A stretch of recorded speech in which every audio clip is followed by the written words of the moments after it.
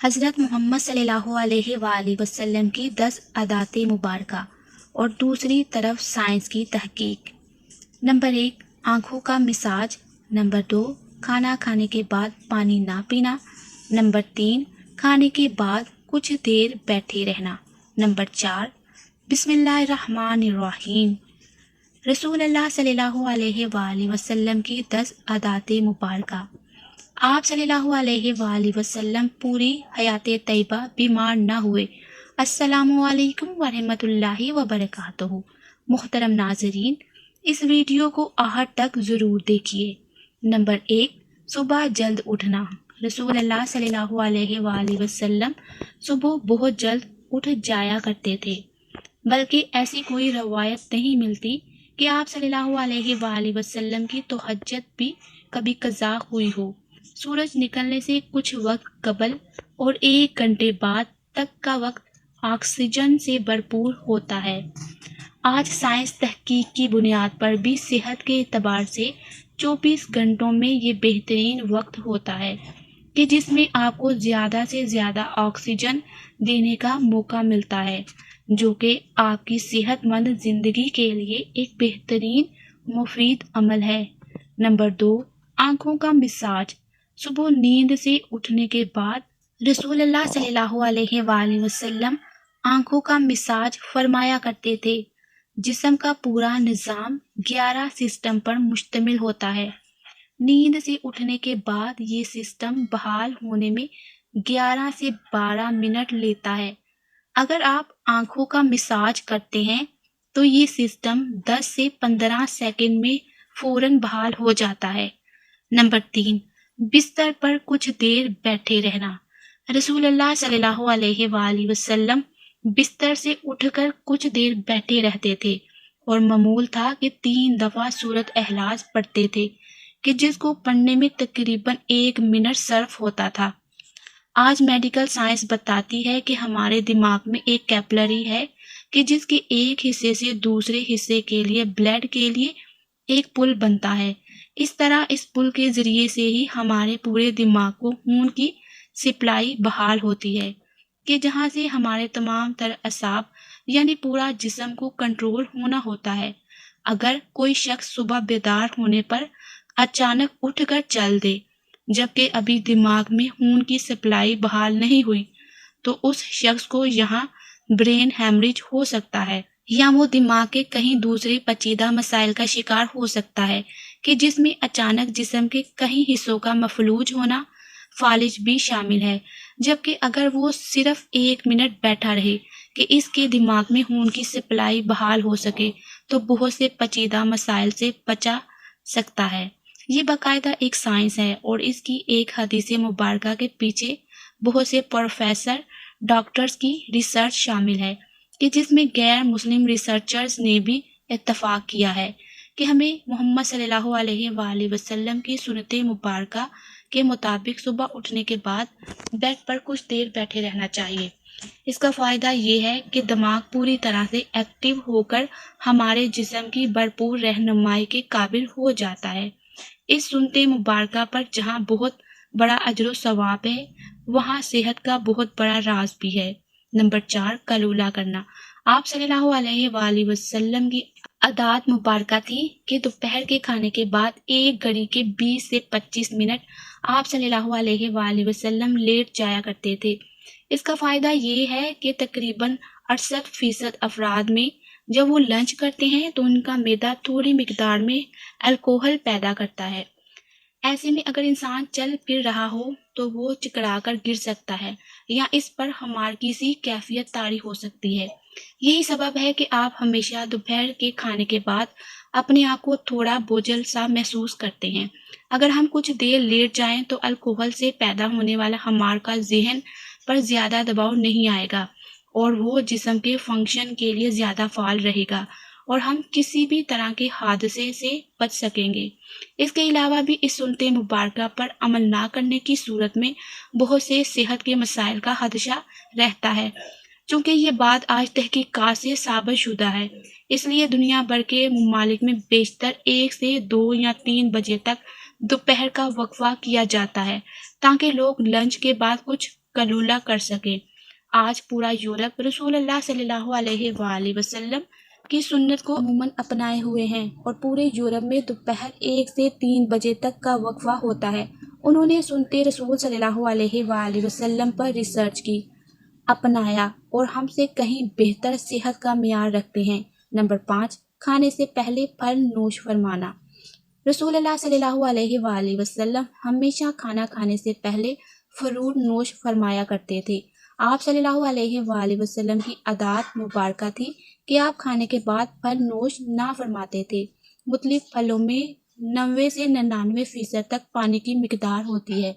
आप सल्लल्लाहु अलैहि वआलैहि वसल्लम ने चूँकि खाना खाने के बाद पानी पीने से मना फरमाया है, जबकि खाने से कबल पानी पीने की तरकीब दिलाई है। इसलिए मुख्तलिफ फल भी चूँकि पानी की बहुत ज़्यादा मिकदार रखते हैं, इसलिए इनको खाने से पहले खाने से जिस्म और ख़ास तौर पर मैदा और आंतों को तवानाई मिलती है, क्योंकि खाने को हजम करने में मैदा और आंतों का बहुत अहम किरदार होता है और ये अमल उनकी कारकर्दगी बढ़ाने में इनके लिए मददगार साबित होता है और ये बात भी साइंसी मुशाहिदात से साबित शुदा है।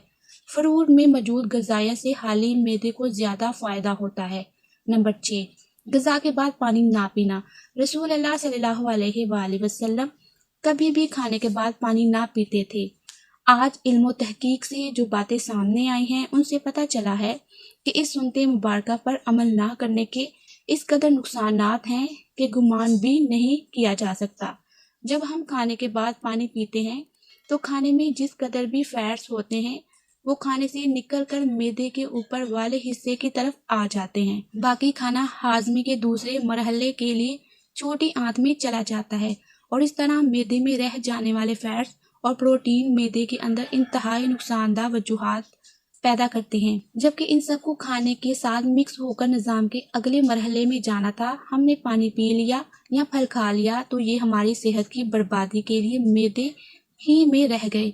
एक हदीस रसूल अल्लाह सल्लल्लाहु अलैहि वसल्लम का मफ़हूम है कि अगर खाना खा लेने के बाद पानी की हाजत हो तो महज चंद एक घूंट ले लो और इसके बाद रोटी का एक लुकमा खा लो। जब पानी तहकीक है कि खाने के बाद पानी पीने से जो फैट्स ऊपर आ रहे थे और आपने जो मैदे में लुकमा खा लिया तो फैट्स के ऊपर आने का सिलसिला ना सिर्फ वही रुक जाता है बल्कि वो दोबारा ग़िज़ा का हिस्सा बन जाते हैं। इसलिए खाना खाने के बाद पानी हरगिज़ नहीं पीना चाहिए कि जो पेट में ना सिर्फ गैसेस, तज़ाबियत, बदहज़मी का बायस बनते हैं बल्कि बहुत से दिल के अमराज का ताल्लुक भी इसी सुन्नत मुबारक पर अमल ना करने के सबब से ही है। नंबर 7, वज़ू। हम दिन में 5 फ़र्ज़ नमाजों के लिए कम से कम 5 बार वज़ू करते हैं, क्योंकि वज़ू के बगैर नमाज नहीं होती और मुंह, नाक, हाथ, बाजू, सर और पाँव धोए बगैर वज़ू नहीं होता। यानी दिन में 5 बार हम जिस्म के इन तमाम अज़ा को धोते हैं। वज़ू में हम जिस्म के तमाम ज़ाहरी अज़ा होते हैं कि जिन पर मिट्टी और कार्बन लग जाती है। आज साइंसी मुशाहदात से ये बात साबित करते हैं जिस्म के जिन अज़ा पर मिट्टी या कार्बन लग जाती है तो अगर इनको साफ ना किया जाए और जिस्म के इस हिस्से पर ज़्यादा देर लगे रहें तो इन अज़ा और दवा का कनेक्शन कमज़ोर हो जाता है, यानी जिस्म का असाबी निज़ाम कमज़ोर हो जाता है। चनाचा वो मुसलसल दिमाग को ये पैगाम भेज रहे होते हैं कि जिस्म पर कोई चीज़ आ गई है और इसकी सफाई का एहतमाम किया जाए। अगर एक शख्स सुबह मुंह धोता है और इसके बाद शाम में आकर धोता है तो इसकी अज़ा और दिमाग का ताल्लुक कमज़ोर पड़ जाता है कि जिसके बाद में वो बहुत से असाबी मसाइल का शिकार हो सकता है। इस्लाम कम से कम दिन में 5 बार आपके अज़ा की सफाई का बंदोबस्त करता है और जुम्मे के रोज़ नाखून, ज़ेरे नाफ और बगलों के गैर ज़रूरी बाल काटने समेत मुकम्मल सफाई का एहतमाम करता है। रसूल अल्लाह सल्लल्लाहु अलैहि वसल्लम ने ना सिर्फ ऐसा करने का हुक्म फरमाया है बल्कि ये सब आप सल्लल्लाहु अलैहि वसल्लम की सुन्नत मुबारक का हिस्सा भी हैं। नंबर 8, जल्द सोना। रसूल अल्लाह सल्लल्लाहु अलैहि वसल्लम की एक और आदत मुबारक ये भी थी कि आप सल्लल्लाहु अलैहि वसल्लम रात जल्द सो जाया करते थे। अमूमन आप सल्लल्लाहु अलैहि वसल्लम नमाज इशा के फ़ौरन बाद सो जाते थे, यानी रात जल्द सोना और सुबह जल्दी उठना आप सल्लल्लाहु अलैहि वसल्लम के मामूलात में शामिल था। हमारी बायोलॉजिकल वॉच जो कि हमारे पूरे जिस्म के निज़ाम को मुनज़्ज़म करती है, जब ये बाहर अंधेरा देखती है تو یہ آپ کے جسم کو سونے کا سگنل دے دیتی ہے۔ جسم کو تیاری کے لیے یہ 1.5 سے 2 گھنٹے کا ٹائم دیتی ہے کہ اس وقت تک آپ کو لازمی سونا ہے۔ نوٹ کیجئے کہ نماز مغرب اور نماز عشاء میں بھی تقریباً اتنا ہی دورانیہ ہوتا ہے۔ اس کا فائدہ یہ ہوتا ہے کہ آپ کے جسم کے اندر بایولوجیکل واٹ کے تحت ایک ڈاکٹر جاگ جاتا ہے جو آپ کے پورے جسم کی مینٹیننس کرتا ہے۔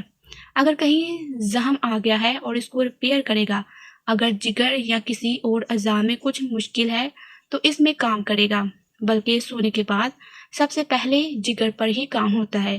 اور جو جگر کے مریض ہیں ان کے لیے یہ رائے بھی ہے، جہاں وہ اپنا علاج کرا رہے ہیں وہ اپنی جگہ، لیکن اپنی نیند کے نظام کو بہتر کر کے اپنے جسم کے ڈاکٹر کو علاج کا موقع دیجیے اور پھر اس کے لیے ثمرات دیکھیں۔ رات 10 بجے سے 12 بجے تک جگر اور اس کے ارد گرد کے اعضاء کی یہ مینٹیننس ہوتی ہے، اور اس کے بعد درجہ بدرجہ پورے جسم کی مینٹیننس ہوتی ہے، اور یہ عمل روزانہ کی بنیاد پر ہوتا ہے۔ اللہ رب العزت نے آپ کے جسم میں ایک آٹومیٹک نظام رکھا ہے، اور یہ نظام تب کام کرتا ہے کہ جب آپ جلدی سونے کے عادت اپناتے ہیں۔ عہد جہالت میں عربوں میں ایک رواج تھا کہ رات کے کھانے کے بعد ان کے ہاں شعر و شاعری اور دیو ملائی کہانیوں کی محفلیں ہوتی تھیں جو رات گئے 2 بجے تک چلتی رہتی تھیں، اور اس ماحول میں رسول اللہ صلی اللہ علیہ وآلہ وسلم کا رات جلد سونا بھی ان کے نزدیک ایک قابل اعتراض عمل تھا۔ یہ تو عہد جہالت تھا، لیکن آج ماڈرن دور کا دعویٰ کرنے والے ہم مسلمانوں کے ہاں بھی دیر تک جاگنے کو نہ صرف قابل اعتراض نہیں سمجھا جاتا بلکہ کچھ حد تک تو قابل فخر بھی جانا جاتا ہے۔ عہد جہالت کی محفلوں کی جگہ آج ماڈرن انٹرنیٹ اور سیٹلائٹ ٹیکنالوجی نے لے لی ہے، لیکن جلد سونا رسول اللہ صلی اللہ علیہ وآلہ وسلم کے معمولات میں تھا، کیونکہ جسم کے اندرونی ڈاکٹر کی افادیت سے واقف تھے، اور یہی وجہ ہے کہ پوری حیات مبارکہ میں آپ صلی اللہ علیہ وآلہ وسلم ایک لمحے کے لیے بھی بیمار نہیں ہوئے۔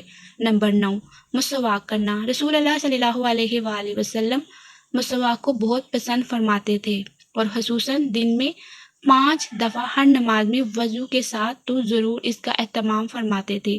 اس کے علاوہ بھی جب گھر تشریف لاتے، کسی محفل میں حاضری سے پہلے غرض موقع بے موقع مسواک کا اہتمام کرتے اور مسواک کو بہت محبوب رکھتے تھے۔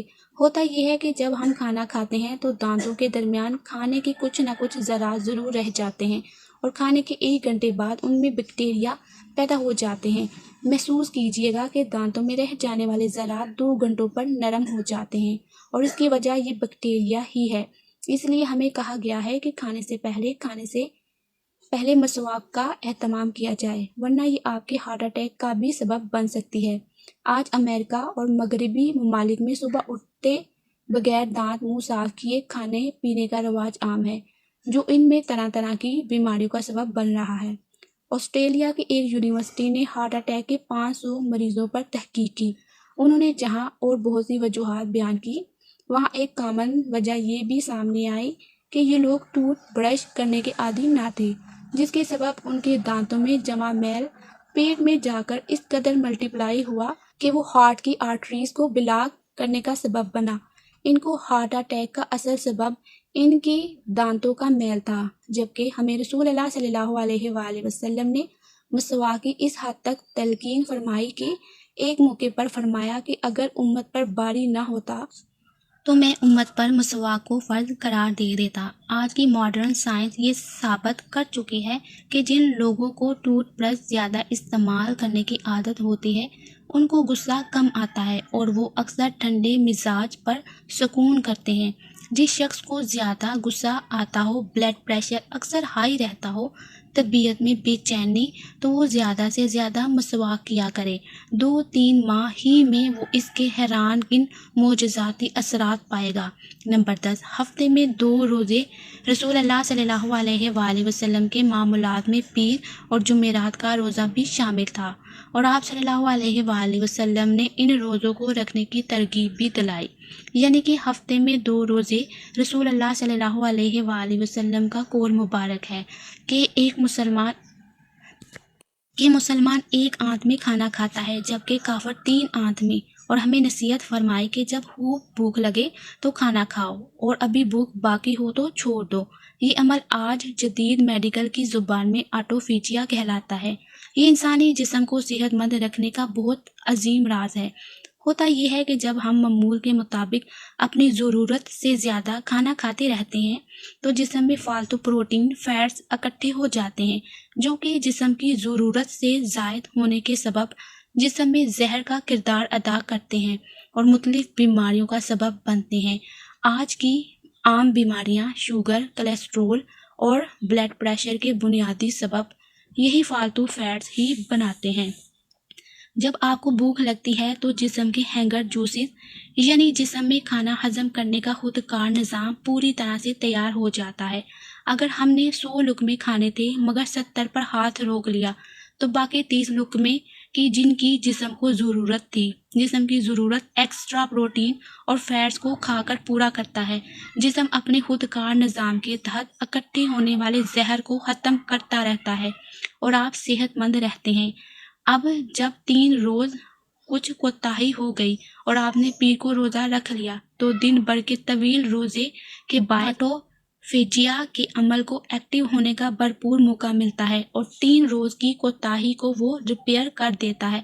پھر تو روزے کے معمولات اور جمعرات کا پھر روزہ جب یہ سنتے رسول صلی اللہ علیہ وآلہ وسلم آپ کے معمولات کا حصہ بن جاتی ہے تو بیماری پیدا کرنے والے سیل آٹوفیجیا کا عمل ہفتے میں دوبارہ دہرائے جانے کے باعث اکٹھے ہی نہیں ہو پاتے اور آپ سدا صحت مند رہتے ہیں۔ آج ہم سائنسی تحقیقات پر بہت یقین رکھتے ہیں کہ ہم اس انتظار میں ہیں کہ سائنس رسول اللہ صلی اللہ علیہ وآلہ وسلم کی سنت مبارکہ کو پروف کرے تو ہم اللہ کے رسول صلی اللہ علیہ وآلہ وسلم کی سنتوں پر عمل کرنا شروع کریں گے۔ حقیقت یہ ہے کہ سائنس رسول اللہ صلی اللہ علیہ وآلہ وسلم کی سنتوں سے بہت پیچھے ہے اور آپ صلی اللہ علیہ وآلہ وسلم کی ساری حیات طیبہ سنتے ہمارے لیے مشغل راہ ہے اور انہی میں ہمارے لیے دنیا و آخرت کی کامیابی اور راحتیں ہیں۔ ترجمہ: اے مسلمانوں، تمہارے لیے اللہ کے رسول صلی اللہ علیہ وآلہ وسلم کی زندگی میں ایک بہترین نمونہ ہے۔ اللہ پاک ہم سب کو صحت مند زندگی عطا فرمائے، آمین۔ محترم ناظرین، کمنٹس باکس میں اللہ تعالیٰ کے 99 ناموں میں سے ایک نام ضرور ٹائپ کیجیے گا۔ جزاک اللہ۔